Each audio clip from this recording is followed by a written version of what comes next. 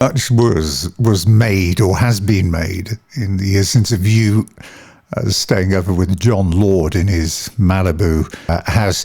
Did you actually ever come close to actually joining Deep Purple?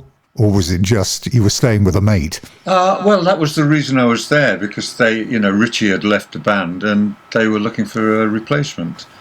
And Jon rang me up and said, "Do you fancy coming over and hanging out in my place in Malibu for a little while and get together with the band and see how it goes?" And I said, "Yeah, sure." And it was a very nice time. We had a couple of sessions in a rehearsal studio. And it was great just jamming together, but the problem was that they were looking for someone to literally take over Richie Blackmore's role, which was more than just a guitar player. Richie was the main songwriter of the band, and that was the main thing.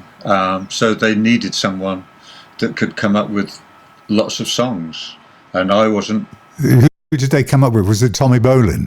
Tommy Bolin they eventually settled on. So you were in those the jamming sessions. You had obviously Ian Pace was there and Jon Lord was there. Coverdale there, and Glenn Hughes.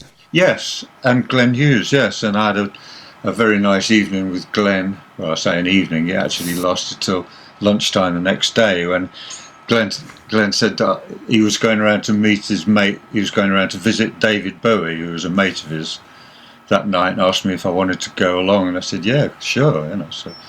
So we went round to David Bowie's house, and we were jamming all night. And Glenn and me had got this really kind of nice John McLaughlin style riff, and David put some lyrics to it, and we formed a band. We were going to form something. We were going to form the new Mahavishnu Orchestra with vocals.